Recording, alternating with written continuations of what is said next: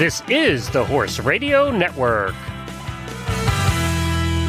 This week, we're talking to a top-notch farrier on what it takes to care for top-level horses' hooves, barefoot or shod. We'll also hear from our Heels Down Spark Award photography and writing winners.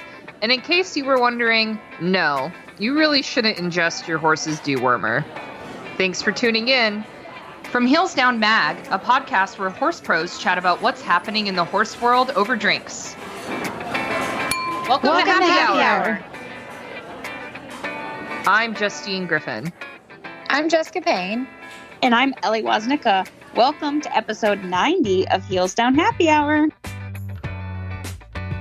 Hey, guys. Hey. Hello. How's it going? That was like overly cheerful for me, I feel. Well, hey, you're just coming off a really great horse show, so you should be cheery. I'm riding the high. All right. And speaking of a really great horse show, I mean, Doug just got back from the Olympics. How's everything going on the farm? Good. We're here. We've already horse showed again and all was good. So everything's been good. So can't really complain. Getting back into the swing of what is supposed to be normal and what we considered normal while he was gone. Nice. Amazing. Yeah. This episode is brought to you by EcoGold. And this is a really exciting time if you're an EcoGold fan, because for the next 4 weeks, they'll be giving away pads. If you want to win an awesome prize, you should be paying attention every week on Instagram on Tuesday. EcoGold will announce the details of their next giveaway, and they want to share in your successes. And so this is also going to be tied to EcoGold launching a brand new product. I wonder if you can guess what it is. So again, turn into Instagram every Tuesday to get the details for the giveaway. And you can visit ecogold.ca for more information about EcoGold and their saddle pads. So guys, I've got a fun drink for you guys this week. Apple Prosecco Punch. So 400 milliliters of apple juice, 200 milliliters of vodka. You juice 2 lemons, or if you're lazy like me, you just buy the already juiced lemon and you just squirt it in the cup. 750 milliliters of Prosecco, ice, 1 green apple, cored and finely sliced. And then you can slice up a lemon as well. And here's what you're going to do. You're going to pour everything into the punch bowl except for your fruit, and you're going to chill it for 1 to 2 hours. Then when you're ready to serve it, you're going to add your Prosecco, your ice, your apple, and your lemon slices, and then you're going to serve it. Well, that sounds so good. This sounds really good. This is right up my alley. Yeah, that's what I was thinking. I was like, this is totally my kind of drink. I'm all about fruity. All right, Jess, what do you got for news? I have a sad one I'm sure a lot of people have seen, but I just want to kind of touch on it. So we're wrapping up with an amazing Olympics with, honestly, I woke up at 4 a.m. most mornings to watch everything, which was super fun. And one of my favorite horses in the show jumping, like I think a bunch of you guys was the Clooney 51 of Martin Fuchs' horse. And sadly, it got home safe and sound. And then in the paddock, it slipped and ended up having a shoulder injury. And it's actually at the hospital in Switzerland trying to get better in the Zurich hospital. But they're just hoping that it's going to get better enough to pull through to just be on field retirement. So it's super sad. I mean, it's a horse that it was like a favorite of everybody's. I watched it go personally at the World Games in Tryon and fell in love with it. It's won tons and tons of 5 stars. It's won the European Championships in 19. It was good in Tokyo. And just to kind of have like that gut wrenching, like it had such a good seasons and career ahead of it that it can happen to anybody in such a short time. It's just so sad. So it was a little bit surreal kind of just to watch all of that. And then for Martin to like post on his social media that now they're just trying to make sure it keeps going and to be sound enough for retirement is just kind of heartbreaking. So super sad that it kind of just hits home that it can happen to basically anybody. And it's super, super sad. I think you hit the nail on the head that it's just, I mean, what a nightmare scenario. Like come home from Tokyo, the horse is out in the field, finally gets time to relax, and this happens. And you're right, it could happen to anyone at any time, you know? Ugh, I'm really So fingers sad. crossed for Fingers crossed they pull through and he can get it sound enough for retirement and the horse just keeps fighting. So, but long story, it's just sad and everybody hug their ponies. Yeah. All right, Ellie, what about you? All right. So I've got a little something that's going to lift us up a little bit. And we've talked about some of this stuff on the podcast before, but I found this really interesting article about horses having a good memory, which I think that every horse person can agree with to a certain extent. You know, horses always pick up well on patterns. You know, I mean, they all know when you walk into the barn in the morning, right, that they're going to get fed. But they looked at specifically one, facial recognition. So being able to identify different faces and which one they have a preference to. And they said that horses are among one of like the top animals that are actually able to tell the difference between identical twins, which was really interesting to me. And I'm just kind of paraphrasing the article because it goes into more detail. So you should definitely check it out. But it also talked about like, even though a caregiver had not seen the horse in 6 months, it would choose a caregiver that it, you know, had a longer relationship with over the more recent caregiver, which I thought was really interesting just because I've noticed it with this Appaloosa I have here for retirement. His mom came to visit before she went back to vet school, and he like lit up, was like nickering with her, and it was so cute because he's this, you know, 28-year-old old fart, you know, and it was just really cool to see her interact with him. And it's cool to know that they do actually recognize us, especially when we reward them with treats. Oh, that's good to know. I want them, you know what I mean? Like it's kind of validating to know that about them. Oh, for sure. So, Justine, you have some advice for us? Yeah, don't drink ivermectin. That's my advice for you. That's, you know, a list of things to do. You know, that's a drink for next week. Oh my gosh. Well, so I was curious about this. Obviously, I work in the news, which is an interesting place to be at this time in our lives. But I was at Tractor Supply, I don't know, a week ago or so, picking up random things. And there's this new sign in front of the shelf with all the dewormers on it that says, warning, these deworming products are made for animals and they are not safe for human consumption. And also that the sign was warning about a shortage of them because people have decided that ivermectin could be a treatment for coronavirus, which is not exactly true. So I know it could be difficult to find reliable news these days in the age of the internet, but so there's not really a straight answer here in that there was a study published in Australia claiming that ivermectin could be used to kill the coronavirus within 48 hours when used in very large doses in laboratory settings. And ivermectin is used in some human treatments when when it comes to treating parasitic worms or something like scabies or even extreme cases of lice.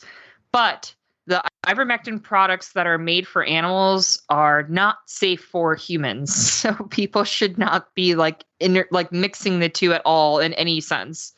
So there are people out there who are going to farm supply stores like your corner feed store or Tractor Supply or anything like that and buying ivermectin thinking that it's a way to treat COVID-19, and that is just not true. And also that study published in Australia is a little bit concerning ethically, and there have been some other questionable studies like it that were actually withdrawn over ethical concerns. So basically the consensus is please don't take your horse's dewormer if you're worried about having COVID-19. The best thing would be to go get a test and to see a medical professional, not a vet, probably a human doctor is your best bet. So but I'm curious. I don't know if you guys are seeing similar signs in your own Tractor Supply stores by you guys, but I was really, really surprised to see that on the shelves here. Like that Tractor Supply even felt like they had to put a sign up. Are you guys seeing Ours that? Have to go to the front desk and say, I need this many tubes of ivermectin, and they won't let you get more than, can't remember what the cutoff was, but I remember I'm like, look, I have 6 horses and I need 6 tubes of ivermectin. Like, and did they let you buy it? I had to go back twice, I think, but this was also, in the heat of it. I don't know. I've ordered online. Now I'm like making me nervous. Like I've not seen it in the stores, but I'm probably like, I just do my worming schedule by like this calendar I have and stuff. But now I'm like worried that like this next month I'm going to be on ivermectin and not be able to get it for my 20 something horses. It was crazy. I can't believe that they had to put the sign up, but like shelf. I've not seen it. I haven't gone to a lot of stores lately, but I'm going to have to look if I go to Tractor Supply next. Yeah. It's a wild world we live in, guys. Right.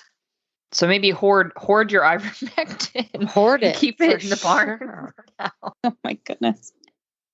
So shout out to everybody who's helped us out on Patreon.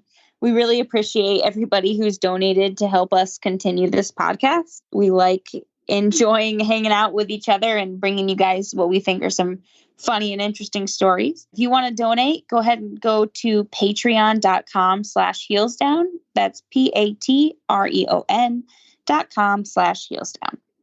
So guys, I have a special guest today. It is our farrier, Matt Cogan. He has been shoeing horses for 24 years. He actually started in California and then moved to South Carolina where we met. He and his wife and his daughter, and that's where he's been shoeing us for almost 6 years now. So welcome, Matt. Well, thank you. Thanks for having me. Thanks for coming on. So before we get started, everybody kind of wants to hear about you. So I've taught Matt a little bit because he has horses and he rides himself. His wife rides and he shoes for us. He's kind of like an all-around person. So tell us a little bit about, how you kind of got started and everything. Well, I guess same as you guys, I eat, drink, and breathe horses. I started shoeing immediately out of college. The idea was to find a career to get work on a master's degree, and the master's degree never happened. I fell in love with horseshoeing, and I've been doing it ever since, and have been living in Aiken for about 12 years now, and happy there. So when we met Matt when he was in Aiken, and we make him still come up to North Carolina and shoe all of our horses because he's done such an amazing job. We just, honestly, we're like begging him, like, please, can you just drive a couple days, twice a month to come up here and shoe all the horses.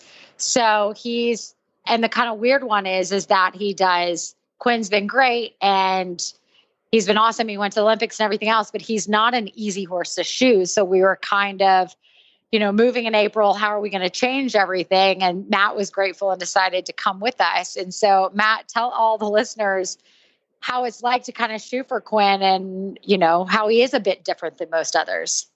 Well, I'll tell you, Quinn has been a little bit of stress in my life for the last 5 years or so, to the point now where we've made it through the Olympics and I don't know what to stress about anymore now that is behind us. Quinn is a wonderful horse and just has always been a little bit of a challenge to shoe him. He has what we call high-low syndrome, which is simply where a horse has one foot that's at a really low angle and another foot, and we're specifically talking about his front feet. And then the other front foot is more upright, more average hoof angle. So that's really what we deal with Quinn is the high-low syndrome. But tell everybody, so we were losing shoes and he was ripping all the soles, and we tried when we go places like to even do a glue kind of the back so that he wouldn't rip off his foot. And what was it, about a year ago we switched? Was he in the 2 glues and then we moved to the 1? But now he basically, for the listeners, he's in the front shoes specifically. He's in 1 is a nail on, like a normal shoe, and the other one we've left a glue on. So when we went to all of the training sessions and stuff, and the farriers for the teams were looking at him, we're like, look, we know this looks weird, but we can't change this. So tell them a little bit about our fear of all that and why you kind of came about doing the 1 glue on ended up. I think because we were scared to change, honestly. Well, it is extremely unique. And I sort of thought we had sort of accepted that Quinn was going to lose his right front shoe every time he was doing a big course. It just seemed like it happened every single time he was out on cross country. He would lose his right front shoe, and his right front foot is the foot with the more upright angle. It's the more correct angle foot, and he just had a habit of stepping on that shoe no matter how short we fit him, and he would lose that shoe over and over. We actually went to the glue-on shoes with the hopes that we can give him a more upright angle on a slopey foot, which is the left front foot. And we were able to do that. It took several shoeings, and eventually Quinn had an upright left front foot. And as soon as we were high-fiving and congratulating each other on making Quinn have a nice, beautiful pair of feet, Quinn was not so happy on his left front foot and let us know. And we had tried several ideas and see what we can do to help him feel better on that left front foot. And eventually what we did was we went back to the way we used to shoe him on that left front foot, which is a standard horseshoe with a rim pad, a leather rim pad. And the reason we only changed one shoe, the reason we only changed the left front is because Doug was so happy that we weren't losing our right front shoe anymore on our cross country course that he said, don't change anything on that. And so we didn't. And we have probably the most unique shod horse that's ever gone to the Olympics. Quinn has a glued-on aluminum shoe on his right front foot, and he has a more normal shoe nailed onto his left front foot. That's hysterical. It is, and we just have to say it really works for him. And Quinn kind of lets us know what he likes and what he doesn't like, and this suits him just fine.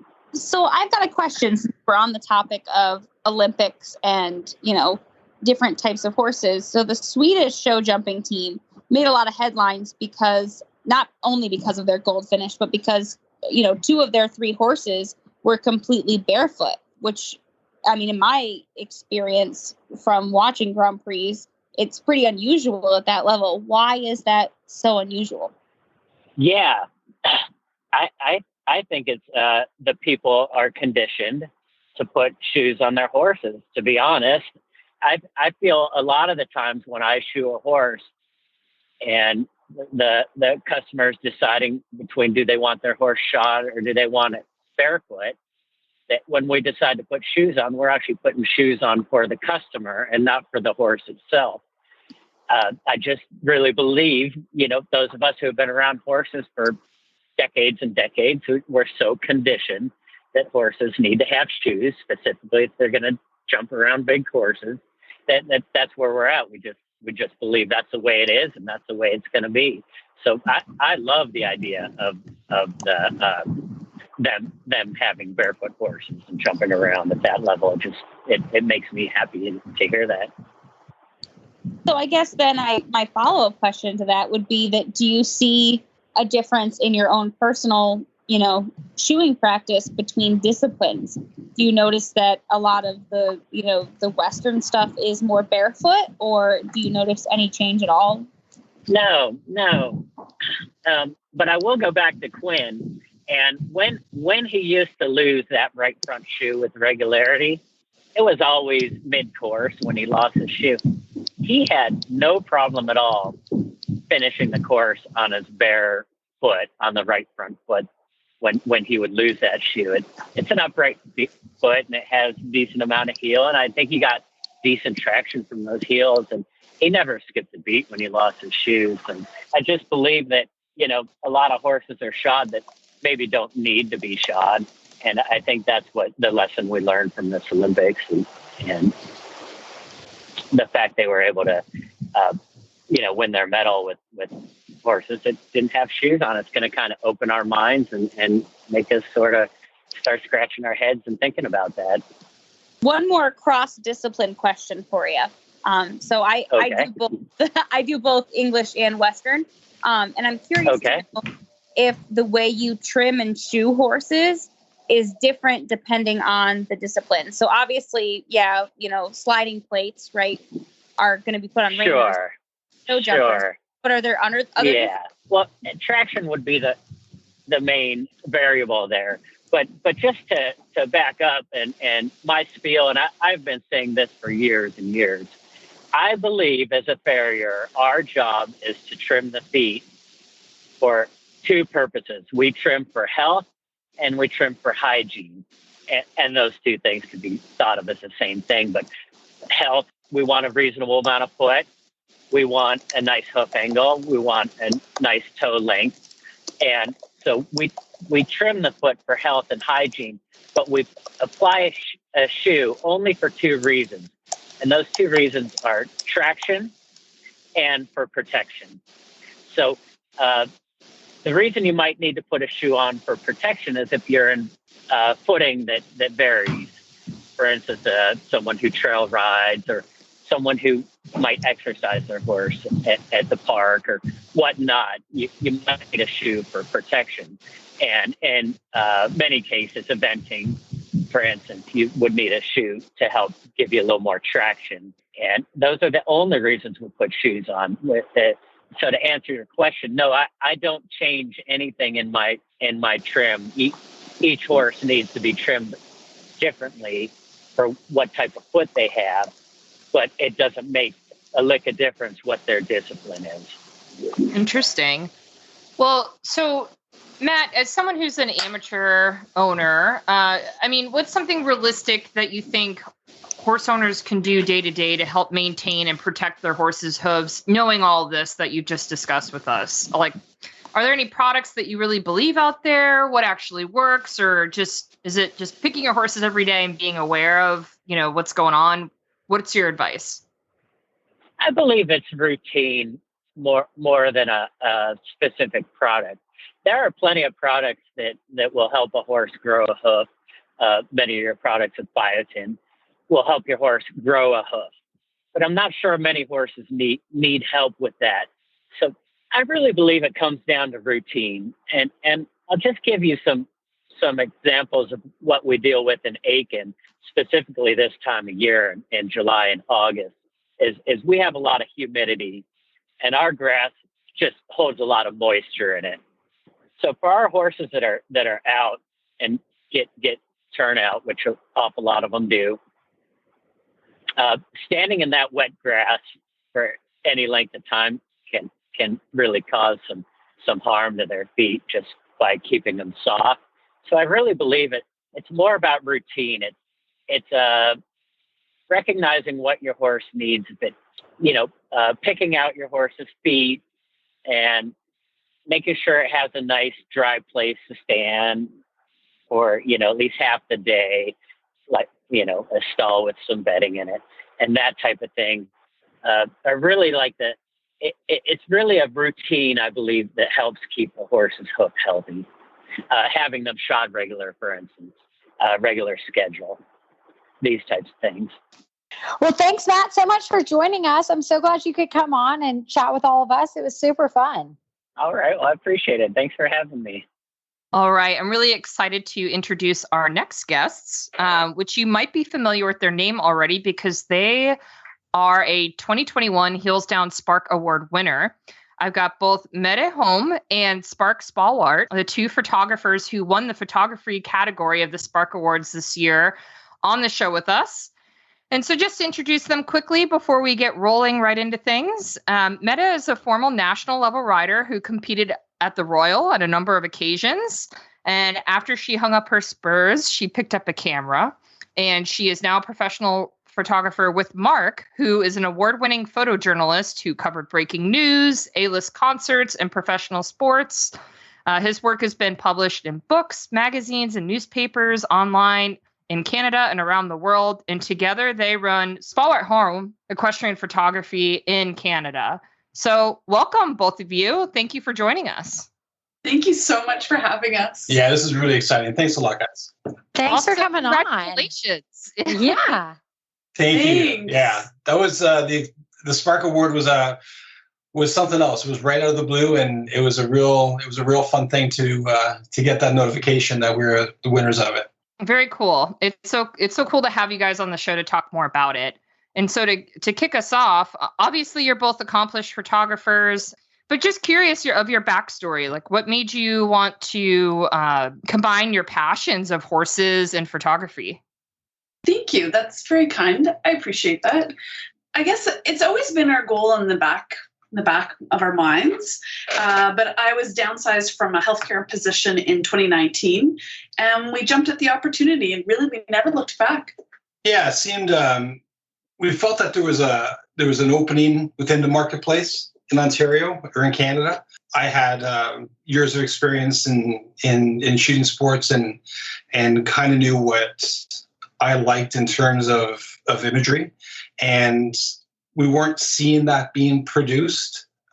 We were seeing very similar sort of work that was from when Meta used to ride, and it's just technology with equipment and camera technology. There was definitely a place where we could go in and kind of carve out a bit of a niche. And so we decided to do that. And then, of course, pandemic came around and made everything a little slower last year. But in hindsight, it was probably the best thing for us because it was a chance for us to kind of, get all those kinks out in a half season type idea. To go there and shoot and get our workflow perfected and get our style perfected, and we've really seen the benefit of that this year. It's been a lot of fun. Well, I've got a very, I guess I would say, controversial question. But online, especially on social media, you can see a lot of editors clearly share watermarked images on their personal accounts. What is your stance on this as a creative professional? And what do you really want writers who are sharing these images to know? Yeah, it's funny because I think there's a real extreme on this point. There's the level where people know what they're doing, and there's a level where people are innocent to doing it and they don't know any better. I mean, it is what it is. We name it right off the hop. It is image theft, and those watermarks are there for a reason. Meta also is a great analogy. It'd be like going into Winners and grabbing a Nike sweatshirt and say, "But I'm advertising your brand. Of course, I'm just going to take it." So it's not quite. It doesn't work that way. So we have a very straightforward approach on it. It's we contact the individual, we invoice it right away, including an amount for an administration fee. We remove the images from the site immediately. If it continues to happen, we just don't photograph that individual anymore. And that's really rare. That's to go to that degree, that's really rare. 90%, if not more of the time, people are saying, "Oh, I'm so sorry, I didn't know," or, "I'm really sorry, I'm intending on buying it, but I wanted to get it out there and want to get the feedback from people," and these sorts of things. And, hey, we understand. I mean, everybody makes mistakes. I mean, I've seen big companies do it. And, so the individual writer, sometimes they don't know, sometimes they do. But at the end of the day, yeah, it's a theft of an image. And it's just something that, if it went unchecked, well, eventually there just wouldn't be any photographers producing anymore because they wouldn't be able to stay in business and do it. Is there like an education component to that? It's just making people aware, right? Because I'm sure when you talk to people sometimes about that, like, hey, this is considered stealing to some degree. I'm sure there are people who are like, wow, I didn't realize, like you said, right? So absolutely. Yeah. Interesting. Yeah, absolutely. There's a lot of that. And there's also a lot that, sometimes we'll get the response that, yeah, I'm definitely going to be buying it. I'm definitely going to be downloading it myself. Or even some coaches have told me that, they want their clients to buy this specific picture because that's the best one. And the mom who doesn't know as much about horses and is just, getting the help from the coach when it's just as easy to share the link where the picture is posted from and helps them to understand how to purchase them in the future too. Gotcha. Good point. So I have a question, like you guys talk about all the horse shows and stuff like that. Do you have a favorite horse show or venue you like to shoot in particular? So far, we've been shooting at Caledon Equestrian Park at Angel Stone tournaments. They're about 40 minutes between the two of them. And in 2 weeks, we're going to be heading up to Ottawa to cover the Trillium Champions at Wesley Clover Park. So we're looking forward to that. Oh, that's exciting. I think Mark has his favorites. He likes Caledon for all the rolling hills that are out there. I really like what Angel Stone has updated their new hunter rings. They've got cedar hedges all around it, and it's just, I can't wait till the fall. Like, I'm so looking forward to it. It's been so beautiful this year. And of course, I mean, future visions are like Spruce Meadows, Bromont, Blainville, USA, Europe, the world. Let's go. Exactly. So you guys have talked more about like professional photography. So I love to take pictures of like my kids, my horses, but like when you talk about amateur status as a rider, I am like below amateur status as a photographer. So I do love my iPhone. I am an Apple person and stuff. So do you have any tips to get the most out of like me taking pictures on my iPhone of my horse or anything in particular? Oh. Like, should I be at a certain angle or should I just hope and pray and hope it gets better? You know what? The iPhones are fantastic. And whether it's an iPhone or a camera or whatever, one of the biggest things I always tell people who are just starting out, and I taught photography for a number of years as well, is that work within the abilities of that particular camera. Mm-hmm. So, you know, when we think about a horse show and your iPhone, you know, you naturally may want to zoom in with your phone on that jump that's close to you. And that, in terms of quality pictures, is the worst thing you can do. Because, of course, there's no lens on the iPhone that zooms in and out or anything like that, like on a camera. How it achieves its zoom is by reducing the size of the sensor, which reduces the number of pixels that are there to record that information. You are better off to leave it full wide, grab that picture of the fence that's closest to you with the horse going over it, and then even just in the editor on the phone, go in there and crop it. Crop it. Yeah. You'll get a better quality picture because all those pixels are there that they can feed off of one another as they go through the cropping. And then it doesn't look blurry like that I just zoomed in and it's like over whatever shot, or I don't actually know the correct words or anything, but it basically doesn't come in as a good quality picture. Yeah. You're absolutely right on the blurriness. And what's happening is there's just not enough pixels for it to record definition.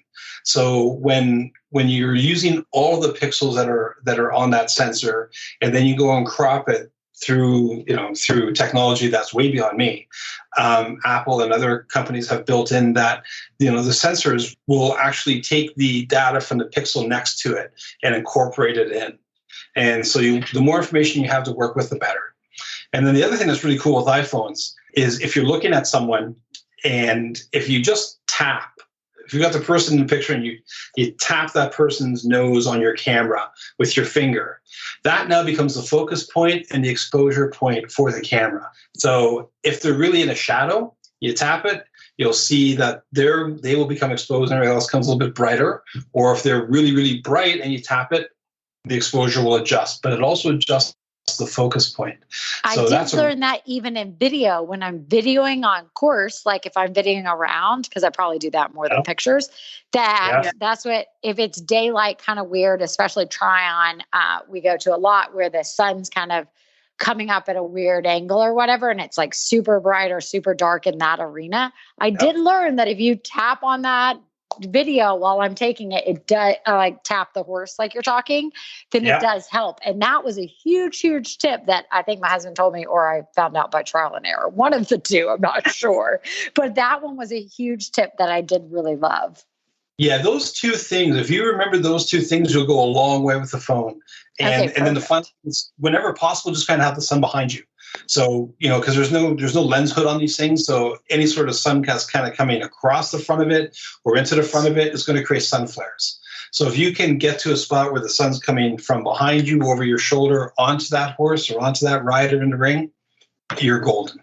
Oh, perfect. Yeah. So I have one more kind of question about tips and stuff. So for somebody that's starting off interested in kind of dabbling in photography as a hobby and everything else, what direction, where do you tell them to kind of start? That's a great question, because there's so many factors at play, right? I mean, first and foremost, like there's budget. Yeah. How much how much you're looking to spend on those sorts of things. So if you're looking at, shooting horses over fences, well, you're going to need a telephoto lens. There's just no two ways about it. So, and there's some, you don't have to go crazy. There are some really good cameras and lenses out there at the consumer price point. If there's one area I would suggest now more than anything else is to really consider the mirrorless cameras. Mirrorless cameras have a completely different technology from traditional SLRs. But one of the greatest things about them is that once you identify the item, in this case a moving horse and rider, that you want to be in focus, as long as you keep that horse and rider in the frame, they'll always be in focus. Oh, so that's awesome. It is tremendous. So if you've got that, and then you've got the ability to, adjust your composition by using the zoom telephoto, you're laughing. So yeah, definitely do that. And they're not going to be cheap, but probably you can get into a camera, I would going to guess maybe around the $700 or $800 range Canadian that would have that type of feature. And then you might be looking at another couple $100 for a lens. And of course, Black Friday, Boxing Day sales, great opportunity to buy electronics. Well, I was going to say, you kind of put it on the list and see when it goes on sale, because that's huge, because my husband loves photography same with my father-in-law, and just what they do and everything else, even just as like amateurs like play with, like I pick up the camera and I'm like, it's not going the same for me. So that kind of thing would be so much better. I would look like I fit in with them so much more. So that would be awesome. The other great thing about the mirrorless cameras is when you're looking through them, you're looking at like an actual screen, like on your iPhone. So what it does is it mimics the exposure. So right away if you're overexposed or underexposed. If I'm wrong or not, basically. And I don't take 25 pictures, and then he goes, no, we have to keep going. And I'm like, okay. Right, there you go.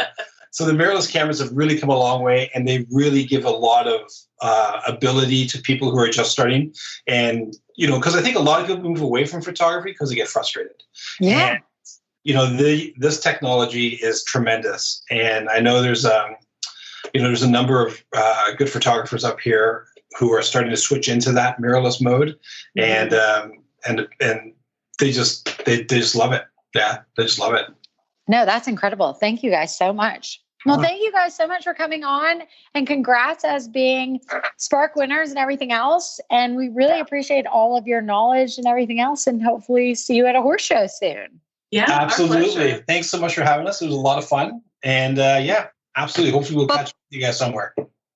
Before we let you go, where can our listeners find more of your work? Because if you missed some of the photography that we featured for the Spark Awards, you should really check it out on their website. Yeah. Our website is www.spowarthome.ca. That's SPWARTHOLM. Great. Well, thank you. All right, guys. So as someone who was a judge for the writing contest of the 2021 Heels Down Spark Awards, I'm really, really excited to introduce our winner, who we have on the show with us tonight. It's Carla Parsons. She's a 45-year-old mom, a wife, and an eventer.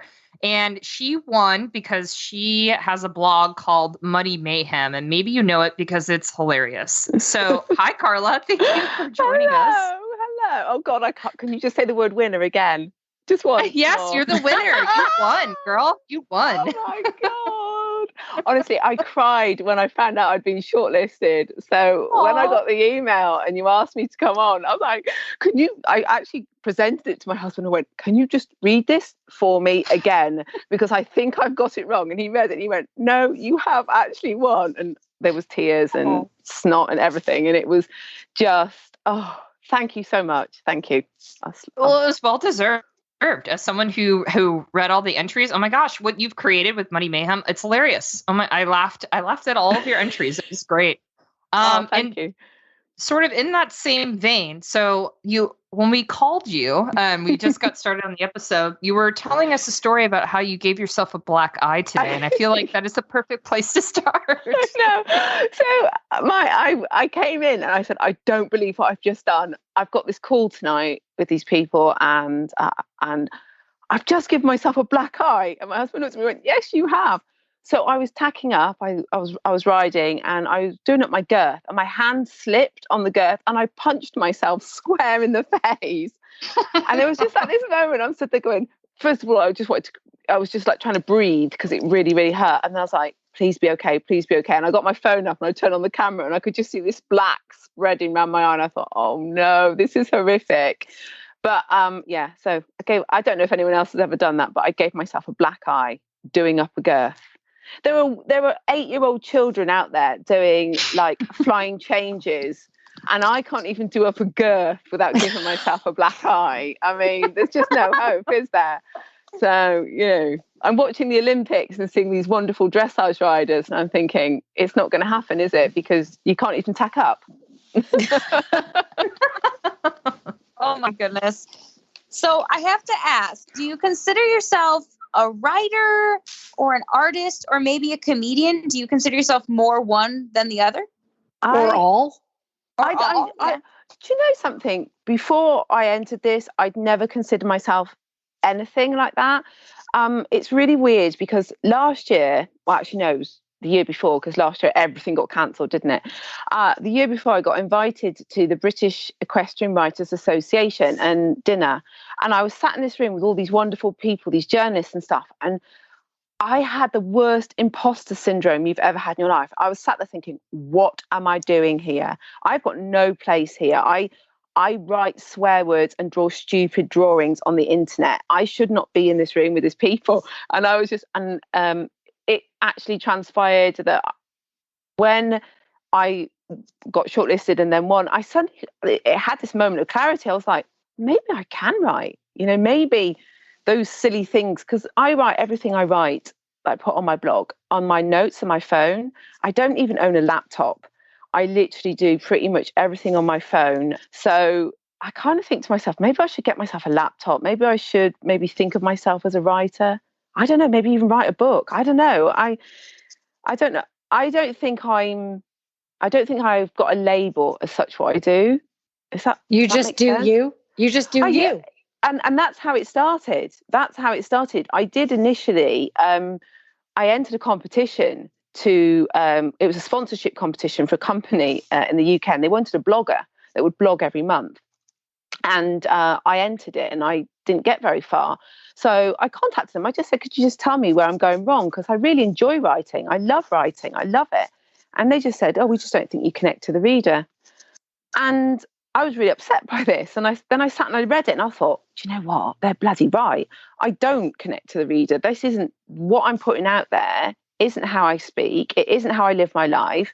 It's all very much, I did this, I did that, I did that. It's all a bit bland. And so I sat down that afternoon and I wrote on my notes on my phone a post taking the mickey out of me being a mum and trying to do horses. And I put it on the internet, and that just went a little bit crazy. And so what made you name it? What made you name it Muddy Mayhem? Okay, because I'm assuming that's how it started with the Muddy Mayhem. Yeah. So we bought a couple of fields a few years ago. So my husband's not horsey, and for his sins, he married me, which isn't great for him really, because we've now got 3 horses. So we had to find somewhere for these horses to go. So we bought 3 fields in Suffolk, and we decided to try and build a house on these fields in Suffolk. And do you guys have clay soil? Do you know what clay soil is? Oh, yeah. So if we'd known what we know now, we wouldn't have bought these 3 fields in Suffolk, because it's clay soil. It is like knee deep. And we obviously had nowhere to build these. We hadn't started building the house. We were living in a mobile home, and we were knee deep in mud. I've got 2 incredibly feral children who are lovely, and I love them to bits, but they are just a little bit feral. And I then acquired Vince, this horse that wouldn't stay in a field. So basically I was waking up in the morning and this horse was free range on these fields, and we were ploughing through mud, and my kids were hitting each other and weeing in bushes and just doing what children do. And I was just like, this is just mayhem and mud. So initially it was actually mayhem and mud, and then it switched to muddy mayhem, and that's just how it came about. So that is true so to life. It is muddy mayhem. I mean, I feel like that's my life a lot of days. Oh, God, a lot of days I feel like I'm being pulled in 12 different directions. And so I totally get it. And so how is since Muddy Mayhem grown? Like, what has the project grown to be like now since when you started so many years ago? It's only been going, actually, I think it's three and a half years, I think it's been going now. And in that time, obviously, some amazing opportunities have come out for me. Like I said, I got invited to the British Equestrian Rights Association. This has happened. I mean, I'm talking to people in America from my little room in Suffolk. How crazy is that? I mean, it is just mind blowing. And do you know what I love the most? I love it most when I'm out and about. Now that people sort of recognise me a little bit more, and people say, "Do you know something? You wrote such and such," and thank you for writing that, because I didn't realise that I wasn't the only one that felt that way. I didn't realise that, you know, you can feel like you've got self-doubt, but you can still push and want to do things. And that is what really gets me every single time. I just get that is when I'm so proud of it, because that's why I started it. I felt a bit lonely, and then people genuinely just, I don't know, they seem to enjoy it. And knowing that people enjoy it is that just gives me the biggest buzz. I could write all day if I know that someone's enjoying it afterwards. So was the reception like that initially? Yeah, I was really lucky with it. That it was the first sort of post was on around Mother's Day in the UK, which is different in the US. It's a different time of year. And I'd written this post, and I was about to stick it on the internet, and I thought, oh God, it needs a picture. So I took a picture of myself about to go and do the school run, dressed as most horse mums are when they do the school run, which is not glamorous. All the other mums are there with their makeup on, you know, looking really great with their cups from Starbucks. And you rock up with a bit of straw in your hair, don't you? And like covered in mud and a little bit smelly. And so I took this picture and I labelled it, just saying, this is a mum on the school run, straw in the hay, makeup, are you joking? Gilet with pony nuts in the pocket and things like that, and put it with this post. And that went really crazy. But of course, that was like the first post, and obviously it had my face on it. So yeah, the reception from that was really good. And then I did the Muddy Mayhem guides, which was the guide to the eventer, the dressage rider, the show jumper. I did a series of those. And the funniest thing of that was a friend of mine actually sent my first one, which was the guide to the eventer, to me and said, oh, I think you'd enjoy this. And I was like, I wrote it back. I said, I actually wrote it, but thanks. I'm really pleased that you. That is awesome. But that's when you say, I'm glad that it related to me, because I was being myself, because that was me all day long. Absolutely. Yeah. And I just think that if I can't be myself, that's why initially I drew the cartoons.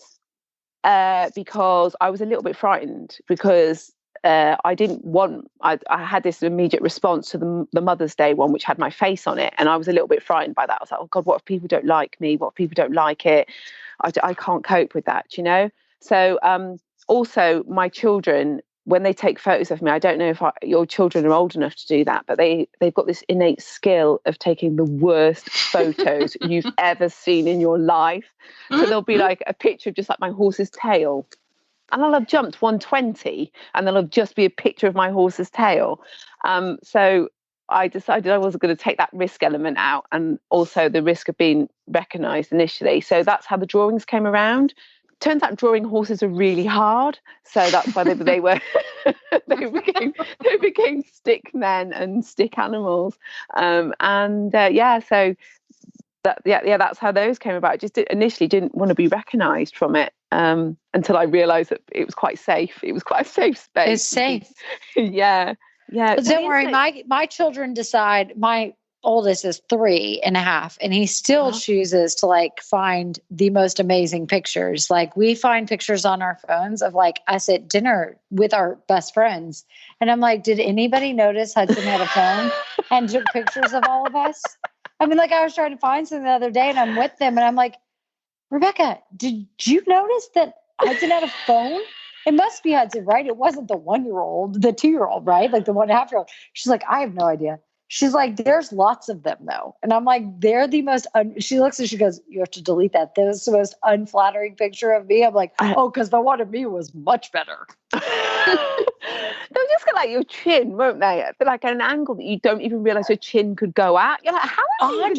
Like I didn't even know my nose and face looked like that from that angle. Like were you underneath my shoes and taking a picture upwards? Yeah. Like where were you? And I missed this. And they take about 1,000 of them. Like you go to do something else, and you're like, that's when you find them because there's like 2,000 pictures and you're like, wow, where did those pictures come from? And they're awful looking. Yeah. Yeah. So yeah, my kids have an innate skill of it. I was telling a story recently about the fact that last year I go to a really great show jumping trainer and he pushes me quite hard with my show jumping, and I jumped this course. I took my youngest one, and I said, "Can you please film Mummy while I'm jumping?" He's like, "Yeah, of course." He went, "But it will cost you." So I handed over £5 for this this event, shall we say, and I went and had this lesson and jumped a course of jumps, and I was so proud of myself because I didn't miss once, and it was a course of really big jumps. It was about 120, and for me that's massive, and I was so proud of myself. And he said, "Yes, I've got it all on video, Mum." And I was so pleased. And I watched the first initial few seconds of this video, and he did have it on video. And I'm going to put this on the internet, and everyone's going to see that I'm a brilliant rider. What actually happened was he got the first 3 seconds, which was me approaching the first fence, and then he filmed my trainer's dog for the next minute and a half. And the dog was asleep. So I was like, why? Yeah. So yeah, I got 3 seconds of me approaching a fence and a minute and a half of a dog. So yeah, didn't go well. Oh my God. I'm loving these stories. Also, as someone who doesn't have kids, I'm like, this is amazing. Oh yeah, don't do it. It's just they're kids and horses. It's an interesting combination, definitely. Hence the mayhem in my life. Oh my gosh. Well, Carla, so where can our listeners find Muddy Mayhem if they want to follow you and start reading? Okay, so predominantly it's on Facebook. So it's facebook.com/Muddy Mayhem 1. Don't forget the 1. Otherwise you end up on a really random site where people run through mud. There's a series of races. That people, I honestly, I swear there's another Muddy Mayhem, but these people are far more organised than I am with stuff. They occasionally, I get a message going, where can I find the entries to enter your race in, I don't know, Salford? And being the person that I am, I feel the need to find out for them. So I actually Google it and then I reply. I don't just say, "Oh, you've got the wrong site." I also, well, maybe you should try here. So yeah, it's Muddy Mayhem 1. I also am on Instagram, which is Muddy Mayhem 1 again. And for my sins, I also do a bit of TikTok. Oh. So my eldest had TikTok and I thought I'd keep an eye on him and I got hopelessly addicted. So I make daft videos on TikTok as well. Don't judge me. It's quite good fun. So yeah, I'm Muddy Mayhem on there as well. So yeah, it's all just, I just do it for fun. I don't do it for sponsorship or anything like that. I do it for people to enjoy. That's all it's for. That's amazing. And Carla, it's been really great to have you on. I've laughed more than I've laughed all day. So thank you for joining us. And congratulations again for winning. I know. Can you say that? Can you say that W word? You won again. You won. Thank you so much. I'm so proud. Thank you. Thanks for coming on. So it's that time again. It's Rose and Thorn. Ellie, do you want to go first, Justine, or do you guys want me to go first? I can go. Okay. So I am super excited. So I have, I guess, 2 roses, but they both just come back to my horses, or like I don't give them enough credit because I always think that they're kind of feral because because I don't ride as much as I used to because this whole like adulting thing and like paying my bills kind of sucks. So they get kind of put on the back burner. But I took Berkeley this past week to Saratoga horse shows up in Stillwater, New York. And we did some hunters, we did some jumpers. I got to ride with my coach from my childhood, which was awesome for me because I've taken, like 2 lessons since I moved out of my house, or my mom's house, I should say. So it was huge, and Berkeley was awesome. He pulled quite a few blue ribbons in the 90s. So I was super excited about that. And just, I just had a really good time. I mean, that's amazing, Ellie. You should be super proud. Yeah. Really happy with him. I just he got off the trailer and he was just like, yeah, okay. Like he's been doing this his whole life. And I mean, he has been a long time. He hasn't been off property since I took him to one horse show to kind of get him off property again. But it's been 4 years since I've been to a big venue, and he didn't look at any jumps. He didn't care at all. He was just like, all right, let's go to work. And it was really fun and awesome. And my sister had her meter 15 debut, and she actually got second in a $2,500 classic. She was amazing. Nice. She was there on her horse. So it was exciting to be able to be there and show with her again. And then I decided to do this crazy thing where I thought, yeah, I've been at a horse show for a week. I'm going to come back and take my 5-year-old, definitely kind of feral quarter horse to a clinic for the next 2 days. So I hadn't ridden him in a month, and I put him on the trailer, and I was like, all right, we're going to go to this clinic. And the first 2 circles of loping were mostly up and down. We were crow hopping.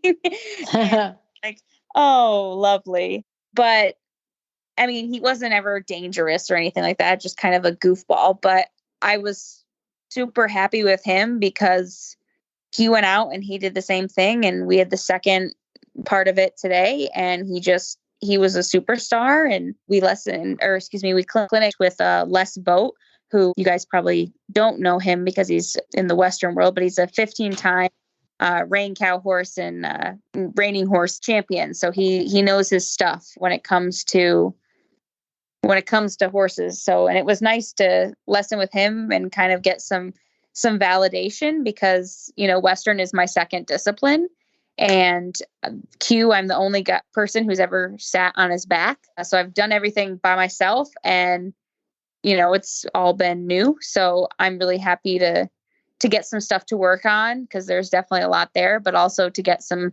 validation that I didn't completely screw him up. So that's good. Then my thorn would be that I am exhausted. And there's so much stuff I have to do now, right? I have to vacuum my whole house, and I'm grateful to Matt for taking care of the herd while I've been gone. But oh man, I just want to sleep for 3 days, like the horse show hangover, and then straight into clinic hangover. And then I am probably going to drink a lot tonight. So then probably real hangover.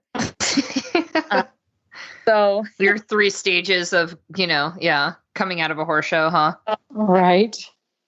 So anyway, I'm exhausted, but have had a great horse week. Just super proud of my horses. So yeah.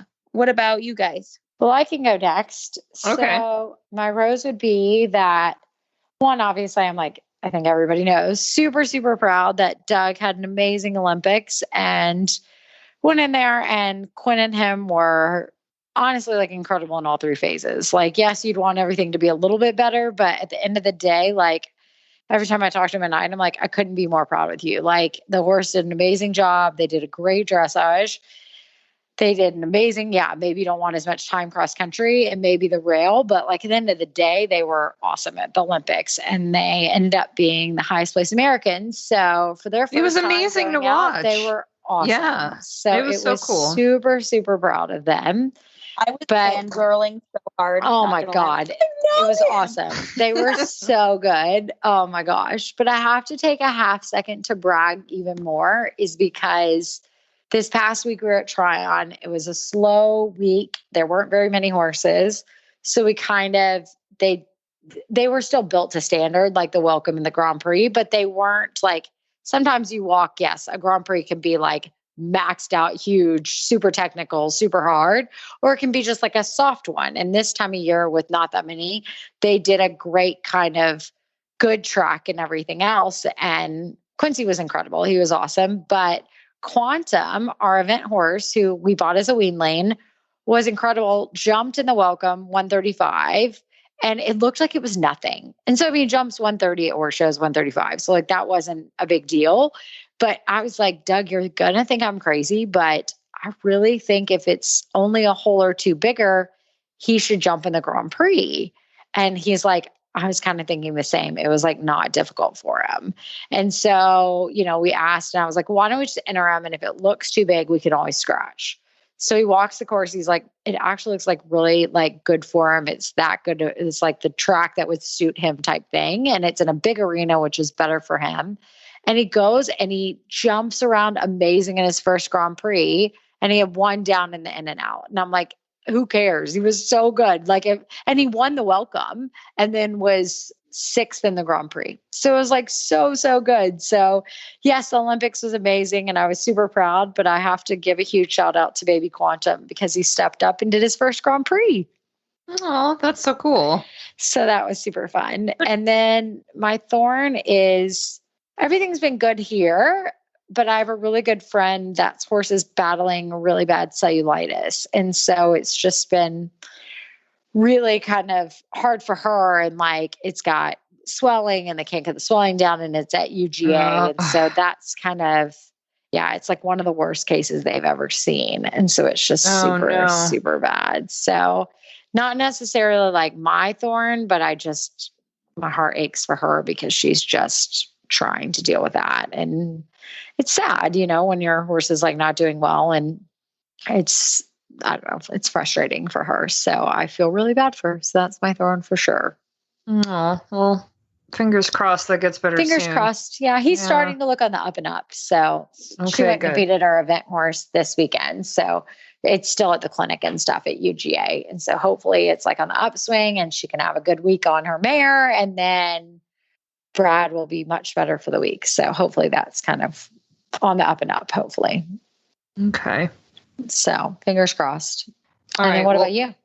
I'll start with my thorn. Ellie, you might commiserate with this, but I have finally finished watching Heartland. I've run out of episodes. I've watched all of them.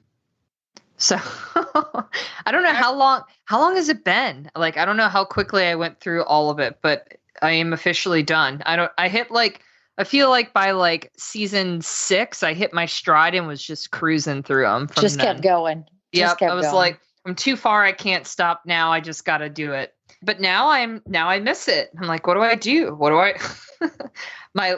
My husband was like, he would come home from work and I'd still be working because I work from home, and I'd be on my couch like with the laptop on my lap, and just I'd have Heartland on in the background all day, So now he doesn't know what to do. It's off. So he's like, what's happening? Yeah. I mean, I think he was a little concerned for my mental health that I was watching so much Heartland at one point, but. Or he just got used to it. So it was totally fine. He definitely got used to it. Like he knew all the characters' names and stuff like that. That's funny. It was on so much, but yeah, now it's over and I don't know what to do. So I've been converted. Like when I said, meh, whatever before, nope, I watched the whole thing. So it's part of who I am now. So. It's addictive. It got me. So yeah, that's my thorn. No more Heartland. I'll send you some new binge options. And then my rose is, gosh, I can't remember the last time we taped an episode, but I think I went to WEC sometime between last time and this time, right? Yes, you did. Yes. Yeah. It was You were super just going amazing. to WEC. Yeah. No, we had like a super amazing time. So the hotel was like so nice. Oh my gosh. Like my husband was like, why can't all horse shows be like this? You know? And Michael really rose to the occasion and we had a really good outing with nice, top 3 ribbons. I couldn't have been happier with them. And we did the 3-foot derby, like for real. I put the shad belly on and everything. Like I was doing it for real. And it was just such a cool experience. And I did it by myself. Like no one from my farm came. I didn't have a trainer. I was just me and my horse and my husband and kids I knew from my previous barn who were just excited to see the property came to, and I had friends who came and watched. And it was sort of like a throwback moment to before I moved to my current barn where I horse showed by myself all the time. So which makes it harder in a lot of ways for sure. But also I was proud of myself that I could go to a horse show at that level and still feel confident to trust my own instincts and do what I thought was right to prepare myself and still feel like I rode, I felt like I rode some of the best hunt arounds I've ever ridden on this horse, So we had a really good time. It was a nice like big horse show to kind of end our quote unquote season for now. Cause now we go into summer hibernation until October. But yeah, we had a really awesome time. And I would definitely say that WEC lives up to the hype for sure. It's super cool. It's pretty awesome. It is really nice. It's crazy. Air conditioning, I'm not going to lie, makes all the difference. Right. So, we told you were worried about nothing. I know. Remember, I was such a spaz. My poor husband had to deal with because I was like an obnoxious person to have to live with, like leading up to the horse show. But then we got there and Mikey was like, whatever, just hold on, and just did his job because he's a good boy. And then it was all good. Though he did give me a scare. I'm not going to lie. He's just such like one of those geldings that he's just like chronically prone to stupid things happening to him. So I always trot him in hand before I ever put him in the trailer to go anywhere. So like we're getting ready to leave on Tuesday. The trailer's all packed and I trot him and he looks a little off. And I'm like, no way. No, I'm going to kill you. I know. I'm like, no way. And my trainer was there and she watched me trot him. And she was like, don't freak out. Everything's okay. He'll be fine. Just put him on the trailer, maybe lunge him when you get there and see what he looks like. So we get there, but of course it's in the back of your head the whole time, right? Yeah, you're terrified. I'm like, I spent all this damn money and we're going to get there and then he's going to get to live in a stall for a week, But so we get there and I put him on the lunge line and he took like 1 or 2 weird steps, but then was normal. And then he was fine the rest of the time. So I don't know what he did or I have no idea, but it ended up being fine. He's sound. He's normal, but just leave it to Mikey to like have that panic attack. Or just moment, has to make you like, just stay on your toes. Yeah, exactly. God, it was like definitely a brief moment of like pure panic though, but yeah. All right. So we've got a mailbag from Veronica who posted this in our Facebook group. And I was wondering if either of you guys had any insight for her. So she wants to know, have you ever purchased a horse sight unseen, either through like a normal ad you saw somewhere or through like an auction, like a sport horse auction? And if you have, do you have any tips? So I'll go first. So yes, we've bought off video from Europe and a couple other places, honestly. And so I would say be careful doing it, like know what the horse is. So we bought unbroke horses. So we were just looking at their jump and we've looked at a lot of free jump videos and like how they move and what we want to look in particular horses, what we think is going to suit us the best. And so I think we're a little bit more comfortable in the sense that like we pick about like how they move, how they stop, how they trot. Are they heavy on their forehand when they land? Are they light? Like how they're using their body, like that we watch it quite a bit, that's kind of what we're comfortable with our type and what we want. And so I would say it's still risky and it's still, something that we're like, okay, it is a risk quite a bit. So we've done it, but it's something that I try that even if I'm buying it off the video, I hopefully know somebody on the back end of it that can say, so like we bought one of the girls' horses that works for us and bought it as a 3-year-old several years ago. And she wanted to buy something at the auction and didn't get the price she wanted for the one. So we contacted somebody else and said, hey, we're looking for something that needs to be amateur friendly. It's got to be able to produce by a young rider type person. And so we were able to buy off a video as well, but we had somebody on the backside that we trusted saying, yes, the horse is so quiet, like your grandma can get on it and break it, because it was unbroke and it couldn't be feisty and it couldn't be that. So it's not something that you can go look at, that you have somebody on the backside that you can trust, or that somebody else has trusted that you trust, in order to say, look, yes, this seems to be a good fit for X, Y, and Z. If not, then I try to, at least if all possible, go try to sit on it for a hot second. That's good advice. Ellie, have you ever bought anything sight unseen? No. Well, my dog, but that's going to, I rescued my dog sight unseen, but no, that's going to be a hard no from me. I think with Jess, she's a lot more, her and Doug are a lot more well known in the industry and for what they're looking for. But, you know, regular Joe Schmo says, hey, I want to buy your horse. I mean, people lie all the time. Yeah. Exactly. I'm super afraid. I mean, I hate to say no because we've done it, but I'm with Ellie. Like, it terrifies me a little bit. I mean, because I'm not saying that it won't work out, and it might be the perfect one, but like, if you're at all able to go look at it, please do, or find something that you can go. Because even if Ellie called me and was like, hey, Jess, like, I'm not going to lie to Ellie. Like, I love Ellie, but if she called me and was like, hey, look, I'm looking for this for myself, and I'm like, hey, I think this is going to be the right fit. If I can't have her come ride it because I've not seen her enough riding, I'm not sure it would be, not that I'm trying to deceive her or anything else, but it's just I'm not comfortable with knowing her ins and outs of what she likes and loves and hates, for that matter. And I feel like you have to be ready to assume a risk if you can do that, you know? So what is your backup plan if you buy this horse sight unseen based on a video and it arrives at your farm and it is not what you thought it was? What is your plan? I feel like you have to be willing to be flexible if you're going to do that. I think right. And huge. I think it comes back to, like, especially with the Facebook nowadays, just people, so many people, and some people do it maliciously and some people don't, but you've got to check your sources. I mean, so many people, you know, sell you one thing when they said it was another thing. Sometimes you get it off the trailer and it's, you know, emaciated and not even the right color. Doesn't even look like the same. Yeah, exactly. Yeah. So it's got 3 legs instead of 4. You laugh, but Jess, you know somebody it's happened to. I laugh in terror, actually. So like, I laugh like that sounds like it's ridiculous, but it's so sad. Yeah. And it's, you know, unfortunately it's a really, you know, gross part of the industry. So if you don't know who you are buying from personally, go see the horse. Even if you don't sit on the horse, go look at it. See the horse. Because a plane ticket to wherever you're buying the horse from is going to be cheaper than crazy vet bills when it comes with 3 legs instead of 4.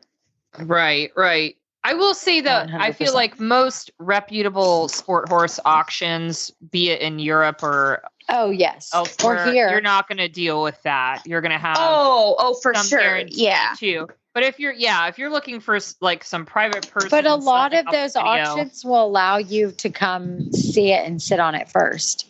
My sister's horse actually came through. I mean, we didn't buy him specifically from the auction, but we bought him from the person who bought him from the auction, and it's the Ontario production sale in Canada.